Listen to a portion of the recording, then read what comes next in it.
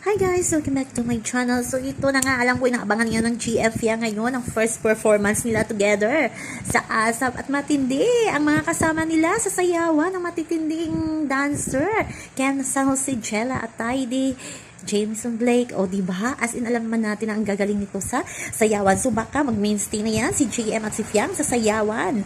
Sa ASAP, kaabang-abang kasi next week meron pa din sila sa ASAP. Baka kakanta sila o sa sayaw na naman, kaya kaabang-abang, o diba? Linggo-linggo na may ayuda ang GM Fiang dyan. Pero congrats talaga kay Fiang at kay GM na talagang naitawid nila kasi ang galing din naman talaga nilang sumayaw eh.